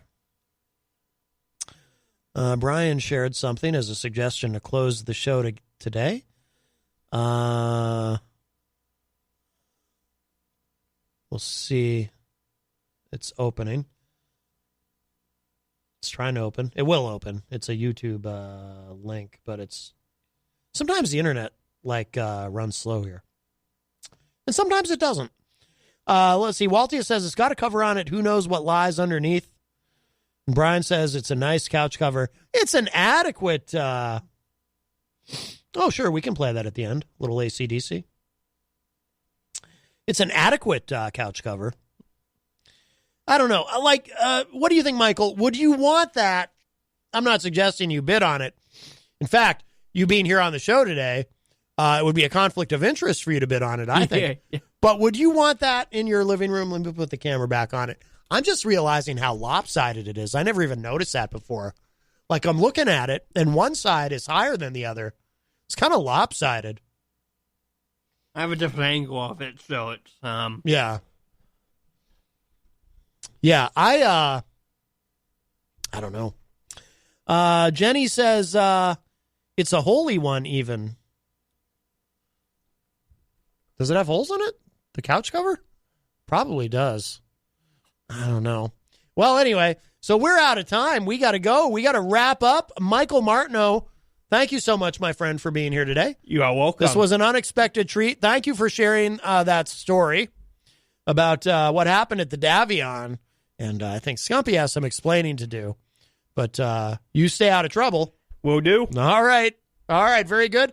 Thank you to everybody who participated in the Facebook live chat today. Thank you to Brian Mackey for calling in, as well as EZG, Eric Gagnon. And let's see. Heidi Hamer, too. Heidi Hamer? Oh, yes, I forgot. You know why I forget? Because she doesn't identify herself when she calls, but we know her voice. So, yes, thank you to the Honorable Heidi Hamer. And if you missed any part of today's show, you can catch it online. And, of course, don't forget the morning show with the great Peter White. You can hear, have you been on there recently, Michael? Couple weeks ago, but it's with my work schedule now, it's kind of late night. But I'll be back on there eventually. Excellent. All right, so we got to go. We got to get out of here. Don't forget the Hop Knot at 1000 Elm Street, a great place for gourmet pretzels and beverages and so forth. Wonderful. 1000 Elm Street in the Brady Sullivan Plaza. And we're very honored and privileged to have them as a sponsor. And that's it for us for now. Talk at y'all a little bit later. Bye, everybody. Come on down to the Hop Knot at 1000 Elm Street, Manchester's premier craft beer and gourmet pretzel bar. Tell us more, Trudy. We make our dough fresh every day. We make a variety of styles of pretzels and serve craft beer, cocktails, and a few bottles of wine. We do the traditional pretzel, and we have multiple flavors for that. We also do stuffed pretzels, pretzel sandwiches, free dessert pretzels, and pretzel knots. The Hop Knot in the Brady Sullivan Plaza at 1000 Elm Street. From the studios of WMNH 95.3 FM in downtown Manchester, New Hampshire, you are tuned in to the best of Matt Connarton Unleashed. So our new friend from yesterday, Stephen Comley Sr., just popped in, and he grabbed the bathroom key to go use the restroom. And I assume he wants to join us on the show today. That's good. Now I can leave. So, no, you're not leaving me alone with him. I want to go over to City Hall. I got to pick something up. So everything I heard was true. Like, once he's, in there, he doesn't ever go away. That's what I've been hearing about him over the last 24 hours. You mean when he goes into the crapper? No, when he gets in on your show, he then just never leaves. I didn't know that until after the fact. So, anyway, no, this is fascinating. So, what's fascinating? In an interview, this is from CNN, in an interview with the Washington Examiner today, or I'm sorry, this was yesterday, Trump floated an idea. Quote, I'm sorry. An idea? Come on. When's the last time Trump had an idea? I should do this in character, and I know my Trump impression is terrible, but I will do the arm movements for those of you watching online, so I think that makes up for it. At some point, I'm going to sit down, perhaps as a fireside chat on live television, and I will read the transcript of the call because people have to hear it. When you read it, it's a straight call, unquote. So he said this of his July 25th call with Ukrainian President Vladimir Zelensky. So that would be an incredibly bad idea. Again, this is from CNN. Why? Well, for several reasons, the biggest of which is this. The transcript is pretty damn close to a smoking gun. In it, Trump makes clear the United States does a lot for Ukraine, that Ukraine has not reciprocated, asks Zelensky to look into Joe Biden and the former vice president's son, Hunter, and says he will put Zelensky in touch with Rudy Giuliani and Attorney General Bill Barr. While Trump doesn't specifically use the words quid pro quo, the ask and the context around it seems pretty straightforward. So it just goes on to we all know about that. We've been talking about that a lot on the show. But how fascinating would that be? A fireside chat with President Trump. Haven't we already had them? That should be on pay-per-view. What do you mean? A fireside chat? Yeah, hasn't he addressed the nation before? Yeah, but not like sitting next to a fireplace. Maybe he should give a malaise speech like Jimmy Carter. Well, the fireside chats were Franklin Delano Roosevelt, because he had to go on the radio because most of the newspapers were against him. Yeah, but wasn't Carter the last one to actually literally do the fireside chat? Yeah. It used to be a big thing when the president would go on TV. And, but there was only 3 networks then, and nobody watched PBS except tots and tykes. I want Trump to do it, but I want him to do the Carter speech where he just sits there and he's like, we're suffering from a crisis of confidence. Malaise. A malaise is set in, and that's why they're trying to impeach me. I think that would be fascinating. Later he got fresh with Jackie Kennedy. That didn't help much. Right, yes. Oh, yeah. But, they say now that Marlon Brando got fresh with Jackie Kennedy. So I think Mr. Comley is trying to, what is he doing? How the hell do I know? You're the one who, you wouldn't want to blame him on. He's left the room again, but he clearly has some important documents in his hand, and I think he's trying to roust someone in the office. But I don't think there's anyone here this late on a Friday. Not after 3:30. Yeah, I think we're the only ones here. Well, they leave at like 3:30 because they're here at 7 or something. Yeah, they're here very early in the morning, and we have a call. Let's grab this call. You want me to lock the door? No, he left some of his stuff in here. Hi, welcome to Matt Connarton Unleashed. Who's this? Hi, Matt. It's Mary. Hi, Mary. Hey, have you heard the latest about Trump? What? There's always something new every 5 minutes. What's the latest? I know. It was on the news this morning. Yeah? That Trump is leaving New York. Oh yeah. Yes. He's moving to Florida. No state tax. Yeah, down to his place Right. down in where he's got his place now. No wonder he wants everybody there. Yeah. He wanted the United Nation there. No wonder. Well, if he's moving to Florida, does this mean he's retiring? I hope so. Yeah. Maybe this is it. Wouldn't that be good? I don't know. Then we get Mike Pence. Yeah, so there really is we no... get a Christian republic. Right. So then we'll have a president who thinks that we should hurry up and have Armageddon to usher in the second coming of Christ. So there really is no winning. This is the... I know, yeah. I always say, let the best person win. So, Mary, how did you get through the period of binding?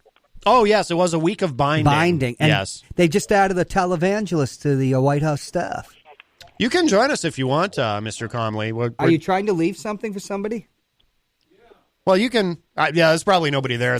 Once you take over, I can go over to City Hall and pick something up. But you can hang out with us if you want. Chime in on whatever we're talking about. Yes, the week of binding, Mary. How did you survive?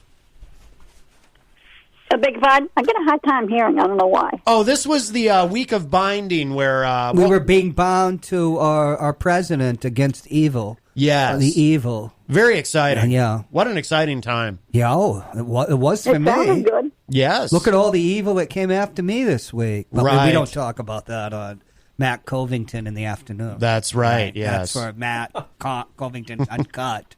Yes. You can pull that mic up if you want to chime in on anything. Oh, all right. Yeah. Because Stephen he doesn't talk about local. We don't have a nuclear plant here, so right. Well, no, I'm not a one-issue candidate. I got a lot of issues, and well, here's Mary LeMay. Do you have a question for a presidential candidate, Stephen Comley? Stephen Comley's Yes, I do. Stephen What Comley are you Senior. going to do about the senior citizens that's around the country that need help Build to casinos get for them. their Trump casino. medicine? It is so expensive. I'm one of them. I know a lot of people out there that's diabetics. Can't afford their cannot meds. get their insulin because it's so expensive. What would you do? what would I do? I've got a good answer, I think, for the cost of medical, and you can get it down. And one of the reasons is that, each person is got to take care of themselves. They've got to eat right. They got to exercise right. And that's not always the truth. Oh, I know. A lot of them can't. can't. With you that way. I know that. I disagree with you. There's a lot of people do what you're saying. No, I Because they understand want a that. budget for one, and a lot of people, like I'm one of them, Yeah. would love to exercise, and I can't do it because of my health. Yeah, and I'll tell you, there's no question that the cost of drugs, it's outrageous. And I mean, some of the medication is costing people $1,200 a month. And then if you go to Walmart, you can get it down to about $200-something. So what happens? You don't have the $200 a month. Pardon? A lot of people I know on you Social don't. Security. That's why it's so important for you to stay involved with your government because, you know, the people in Washington are more interested in getting their political war chest filled than they are trying to save you money.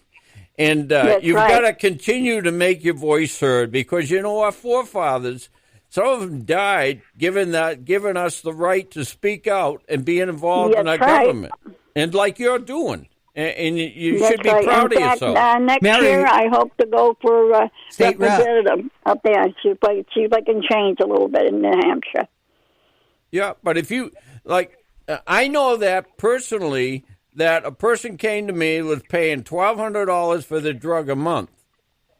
And I told him to go to Walmart, right? Go to Walmart, and they got it down to $200-something. And because, see, a lot of the drugs that are being sold in Canada are a lot less. And now the pharmacies are being forced to be a little lot more reasonable because they're losing the business. Yes. And the more we get out that you can lower the drugs, the better off everyone's going to be. But I think that what I said about the exercise and taking care of yourself and eating right, you know, what's it cost to go to the emergency room for a hangnail? I mean, you're talking. It's expensive. Yeah. Very expensive.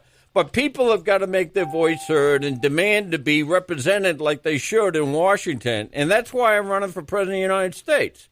And I just want to announce that I'm going to do the filing in Concord at 12 o'clock on Friday, the 8th, an hour before Mr. Biden's going to get there, because Mr. Biden, I have given him information about counterfeit substandard parts that are in all the nuclear plants in the United States, including Seabrook, and he never answered my letter.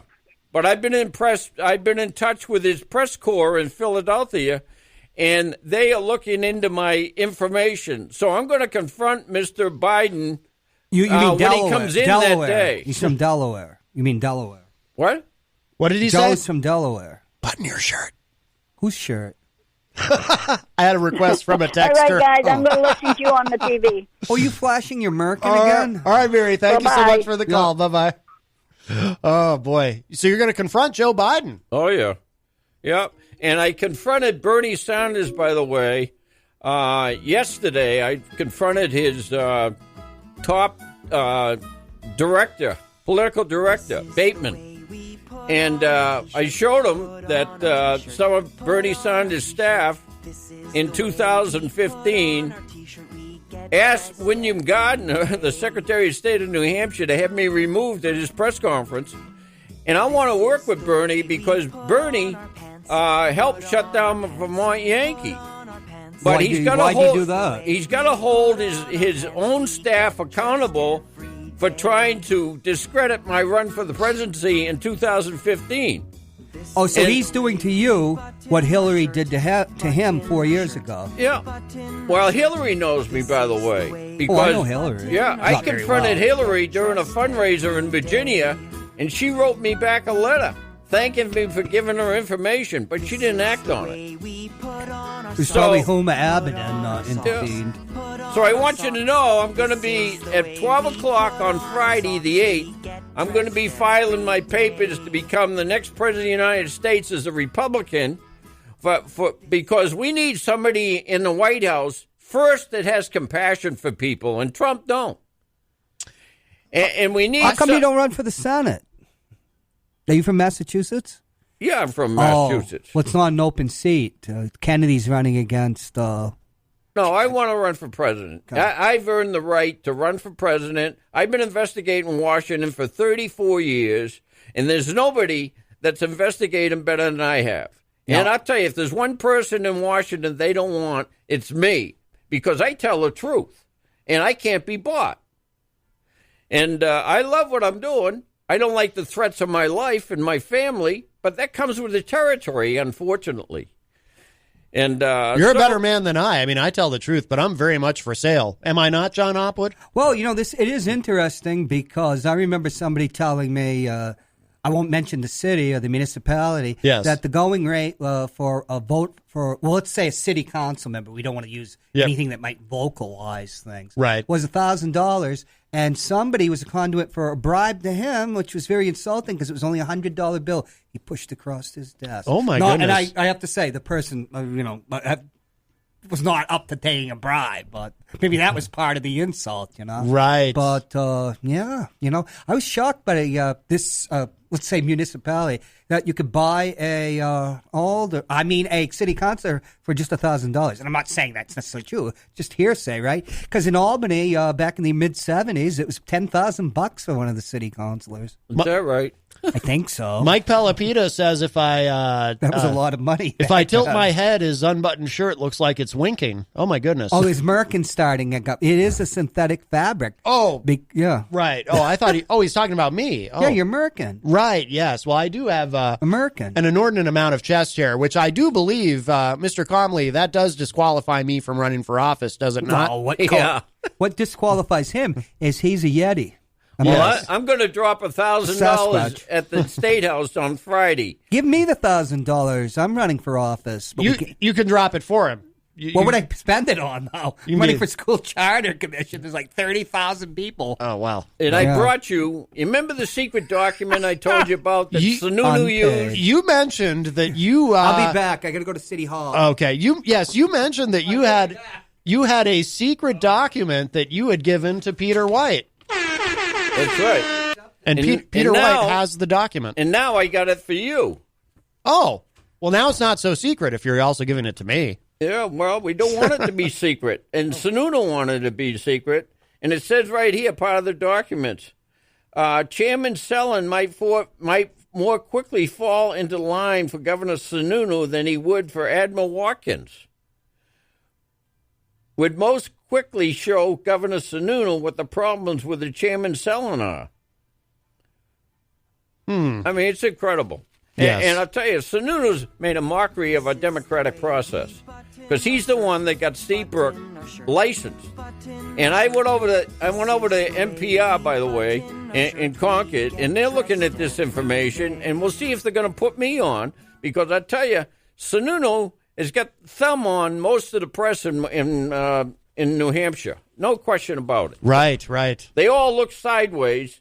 And I'll tell you, the other document I got for you is Confessions of a Rogue Nuclear Regulator. Gregory B. Jasko, former chairman of the U.S. Nuclear Regulatory Commission. And you got to especially read pages 12 through 22. And you know Rahm Emanuel, he's the mayor of Chicago. Well, he was, yes. Yeah, and he was the chief of staff for Obama. Yes. And if a lot of actors think Obama was a environmentalist, well, because Harry Reid is the best Senate Majority Leader there, and Senator Reid wants him to be chairman. So the president's going to do this for Harry Reid. I thought Harry Reid, he's not dead yet? No. Oh, okay. He doesn't want Yucca Mountain to open up in Las Vegas because nobody wants the nuclear waste that's in 111 U.S. plants because they're all now a nuclear waste dump. Yes. And there's no place for them. And that's what Seabrook is. Yes. And how can the people put up with the fact that the NRC, who's supposed to be the watchdog in the industry, instead is a lobbyist for them, have just licensed the Seabrook plant for their operating license from 2030 to 2050 when they were supposed to tear it down and decommission it in 2030. I mean, we're not talking about a donut shop here. We're talking about a nuclear power plant that's got counterfeit substandard parts in them. And they're hiding that, too. What if we, so this wall that Trump wants to build between Colorado and New Mexico, can we build that around the nuclear plant in Seabrook? What, the wall? Yeah, or actually just around Seabrook in general, because those people are a little odd. Yeah, they are. Yes. Well, do you know that radiation is released every single day from the 111 plants? Well, that's... And you know who sets the rate? Who? The NRC says it's acceptable. Well, they're regulating it. They're the Nuclear Regulatory Commission, so they regulate how much cancer we get, I guess. That's right. Yeah. That's right. Well. But, we all know when we go in the X-ray room that the only one that's left in there is the one that's being taking the X-ray, right? Yes. Everybody else leaves the room. Yes. I wonder why. Well. And then we got these nuclear power plants releasing radiation every day. Yeah. And then we wonder, why is there so much cancer? Maybe that's got a little something to do with it. Well, I mean, cancer rates are up. I mean, we're always hearing about how cancer rates in the United States continue to increase. Yeah. So. Well, I'll tell you. I'm leaving you a letter and enclosures I sent to Mr. Biden, certified mail receipt requested, the White House signed for it, February 26, 2015. And wait till you see that. In Time Magazine, when they did this cover story on We the People's whistleblower, they called up Biden before he was vice president. Yes. And they said, how do you think about the NRC? Yeah. And this is what he said. The fox is guarding the henhouse, says Delaware Senator Joseph Biden, who is pushing legislation to create an independent nuclear safety board outside of the NRC. The Democrat, who is also calling for a federal investigation of the NRC effectiveness, believes the NRC has failed the public. Now, why? I want to know how he feels now as running for president. Right. And I'm going to ask him to sign We the People's national petition asking for an investigation of the NRC. So he ought to sign it, don't you think? I think so. And I'm going to be there when Elizabeth Warren comes in the 13th. Because she said she'd meet with me, and she hasn't done it yet. And I'm going to ask her to sign the petition. Yeah. And Trump, of course, I want Trump to sign it. Right. He's not going to show up to file his papers. Pence is coming. Oh, really? Yeah, I know Pence. I cornered him when he was in New Hampshire, and he chose Sununu to be his master of ceremonies to introduce him. And Sununu was kind of surprised I was there. Oh, really? Yeah. So I gave information to Pence about the counterfeit substandard parts, and he said, Mr. Conley, this is serious. I'm going to get back to you. He never did. Well, that's discouraging, but not surprising, I suppose. No, and that's how powerful the industry is, see? Yes. Well, look, I'm going to leave you the secret document. All right. Well, it's not so secret now. I'm going to leave you the copy of some pages of the Confessions of a Rogue Nuclear Regulator. Okay. I'm going to leave you the letter I was sent to Biden in February of 2015, which the White House signed for, but he didn't answer it. Yeah. And I'm leaving you the Congressional Quarterly Report and a copy of the petition I want them to sign. Yeah. And the Congressional Quarterly Report said Stello and Fortuna affair, which I'm the one that was involved in that, backbiting at the NRC. Wait till you read it. You really, won't believe it. All right. So I got some bedtime reading for you. Yeah, well, no, I appreciate it. You're going to like it. Yeah, hey, I got all weekend, so that's cool. In all, I'm very serious about it. All right? Yes, I got a lot of passion because I've had threats in my life. Yeah. And I expect those, and I had a recent one. And that goes with the territory. Yeah. But when somebody come out and scared my wife and kids. Oh, yeah. And burned a car on my 275-acre farm in Raleigh at 1 o'clock in the afternoon. Yeah. 15 minutes after my wife left the house while I was in Washington. Yeah. That got my attention. Oh, I bet. Yeah. And it's been 34 years, and I've learned a lot. Yeah. I've learned how corrupt some of the politicians in Washington are, and the press who do what they're told. Yeah. You know, the journalist creed, I'm sure you know what it says. The suppression of the news for any reason other than the welfare of society is a violation of the public trust. Absolutely. And so I'm out to hold we'll see. When I file my papers on Friday, we'll see how much the press write about it. Well, I hope so. Well, we'll see. All right, so you're gonna leave me those documents, and now I can come in again, either with you or Peter or both of you. I don't care. I'll come in with my platform, presidential platform, and you can ask me all about it. All right, because I'm a one-issue I'm not a one-issue candidate. Well, I'll email you. I have your email. Yeah, and you should give your website again. Yeah, the website is all together spelling. In a lowercase or whatever, STEPHENCOM, as in Mary, LEY, SR, like in senior, .net, not .com. And you'll see, when that comes up, you're going to see the American flag, and that you'll see that I'm running for president again. And up on the upper right-hand corner, there's an icon that says Press Page. When you hit that, other icons will drop down that will have articles about me. And then the videos you really want to look at, because there's two of them with Trump and I when I cornered him in Rochester and Connarton School in Hampton, right near the Seabrook plant. And I gave him the information about the counterfeit parts, and he said he was going to act on it. He never did. You could probably take him in a fight, right, Trump? What? You could take him in a fight, couldn't you? No, I don't fight. Everything I do. I'm just saying, though, in theory, peaceful way. But in a debate with Trump and me, yeah, he doesn't have a prayer. Right. Yes. Well, all right. Well, very good. I'll be in touch. Yes, I have your email. You're not leaving, are you? Keep looking at the I brought website. Waylon.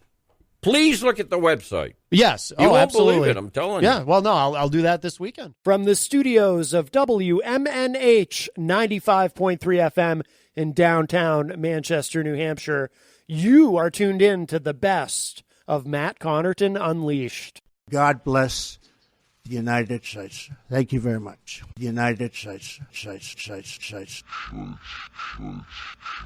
Come on down to the Hop Knot at 1000 Elm Street, Manchester's premier craft beer and gourmet pretzel bar. Tell us more, Trudy. We make our dough fresh every day. We make a variety of styles of pretzels and serve craft beer, cocktails, and a few bottles of wine. We do the traditional pretzel, and we have multiple flavors for that. We also do stuffed pretzels, pretzel sandwiches, free dessert pretzels, and pretzel knots. The Hop Knot in the Brady Sullivan Plaza at 1000 Elm Street.